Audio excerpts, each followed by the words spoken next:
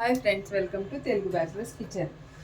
ఈరోజు మనం చేసుకునేది బెండకాయ ఎండు రొయ్యలు కోడిగుడ్లు పులుసు అండి. ఇగోండి, నేను జస్ట్ కొంచెం అంటే కొంచెం బెండకాయలు అంటే పావు కేజీలు హాఫ్ అనుకొని, తర్వాత 2 గుడ్లు ఆల్రెడీ ఉడకబెట్టేసుకున్నాను, ఉల్లిపాయ పచ్చిమిరపకాయ కట్ చేసుకున్నాను, టమాటాలు కూడా కట్ చేసి పెట్టుకున్నాను. ఎండు రొయ్యలు ఆల్రెడీ నేను వాష్ చేసి వేడి నీళ్ళల్లో వేసి పెట్టానండి, ఎందుకంటే ఏమన్నా ఇసుకుంటే పోతుంది. తర్వాత చింతపండు కూడా కొంచెం కడిగి నానబెట్టేసుకున్నా. సో మనం ప్రాసెస్లోకి వెళ్ళిపోదాం. ఆల్రెడీ నేను స్టవ్ వెలిగించేసుకున్నా, ఆయిల్ పెట్టేసుకున్నా. ఫస్ట్ ఎగ్స్ వేయించుకున్నానండి. ఎగ్స్ వేయించుకుంటే కొంచెం ఉప్పు కారం పడుతుంది అనమాట. ఎగ్స్ వేగిపోయాయండి, మరీ ఎర్రగా ఏం వేగక్కర్లేదు, కొంచెం వేగితే చాలు.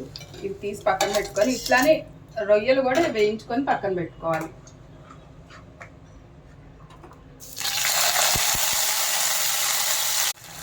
రొయ్యలు అయితే బాగా వేగి మనకి స్మెల్ తెలియాలండి, లేకపోతే పచ్చిగా అనిపిస్తాయి. మొన్న నేను ఎక్కడో చదివాను, పచ్చి రొయ్యలు పచ్చి చేపల కంటే ఎండు రొయ్యలు ఎండి చేపల్లోనే ఎక్కువ మినరల్స్ విటమిన్స్ ఉంటాయంట. అంటే ఈవెన్ అందరికీ తెలిసిందే కదా, ఎండు చేపలు ఎక్కువ కాల్షియం ఉంటుంది అని. సో అలానే ఎండు రొయ్యలు కూడా హెల్త్కి మంచిది. రొయ్యలు కూడా వేగిపోయాయండి, బాగా మంచి స్మెల్ వస్తుంది. సో ఇది కూడా తీసి పక్కన పెట్టేసుకుందాం. దీంట్లోకి తాలింపు గింజలు అంటే ఎక్కువ ఏమీ వేయక్కర్లేదు, ఆవాలు జీలకర్ర అంతే. ఇంకా మీ ఇష్టం, ఒకవేళ మీరు ఏం వేసుకోవాలనుకున్నా వేసుకోవచ్చు. అదే మనం బెండకాయ వేపుడు అలా చేస్తున్నాం అనుకోండి, ఇలా రొయ్యలు తీసి పక్కన పెట్టక్కర్లేదు. నేను పులుసు కాబట్టి పక్కన పెడుతున్నాం. ఇది కూడా నేను చెప్పినట్టు జస్ట్ ఆవాలు జీలకర్ర. ఆల్రెడీ ఆయిల్ వేడిపోయింది కాబట్టి తొందరగానే వేగిపోతుంది. ఇది కూడా ఉల్లిపాయ పచ్చిమిరపకాయ. ఈ టైంలోనే కొంచెం పసుపు వేస్తున్నా.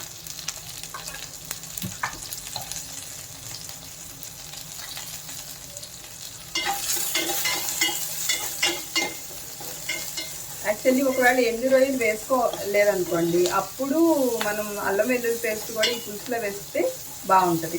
కానీ ఇక్కడ ఎండు రొయ్యలు వేసాము కాబట్టి అల్లం వెల్లుల్లి పేస్ట్ వేయొద్దు. వేసినా అంత టేస్ట్ ఏమి అనిపించదు.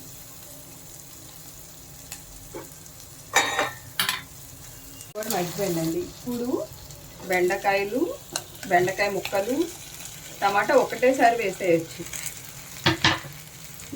వేసేసి కొంచెం ధనియాల పొడి, అది కూడా మీ ఇష్టం. కొంతమంది పులుసులో ఇష్టం ఉండదు కదా, నాకంటే ఇష్టం కాబట్టి వేస్తున్నా. ఈ టైంలోనే సాల్ట్ కూడా వేస్తే ముక్క మంచిగా మగ్గుతుంది. పులుసు కదండి, కొంచెం ఎక్కువే పడుతుంది. కొంచెం తర్వాత చూసుకోవచ్చు. కొంచెం మగ్గిన తర్వాత పులుసు పోసేసుకొని మనం ప్రాసెస్లోకి వెళ్ళిపోదాం. మధ్య మధ్యలో ఇలా కలుపుతూ చూసుకోవాలండి, అడుగంటకుండా వేయించుకోవాలి.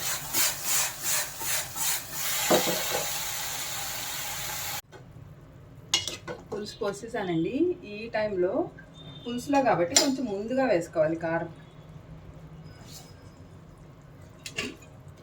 నేనైతే 1 స్పూన్ వేస్తున్నా, తర్వాత చూసి వేసుకోవచ్చు.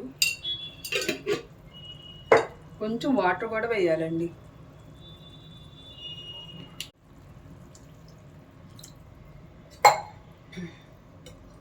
ఇప్పుడు మనం ఆల్రెడీ వేయించి పెట్టుకున్న కోడిగుడ్లు ఇవి వేసి పులుసు బాగా దగ్గరకు అయ్యేదాకా ఉంచుకొని దించేసుకుంటామే. బాగా చిక్కగా కావాలండి, పలుచగా ఉంటే రసంలా ఉంటుంది, కానీ చిక్కగా అయ్యి కర్రీలా ఉంటే బాగుంటుంది. ఒకసారి ఎంతవరకు వచ్చిందో చూసుకుందామండి. పులుసు చూడండి మంచిగా ఉడుకుతుంది.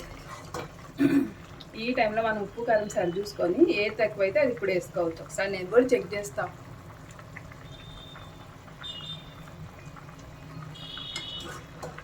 నాకైతే కొంచెం సాల్ట్ తగ్గినట్టుంది. ఇంకంతా ఓకే అండి.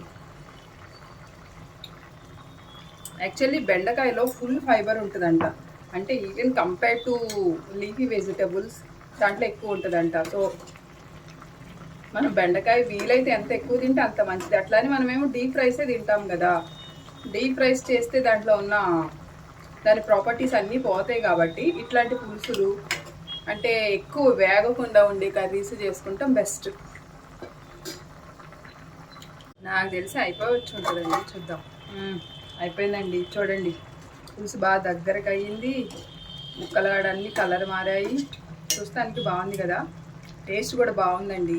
అంటే పుల్లగా ఉంది, కొంచెం ఘాటుగా ఉంది, ట్యాంగీగా ఉంది. చెప్పండి మీ సైడ్ ఎలా చేసుకుంటారు బెండకాయ పులుసు? అంటే ఏమేమి వెరైటీస్ చేస్తారు? మీరు పలచగా చేస్తారా, చిక్కగా చేస్తారా?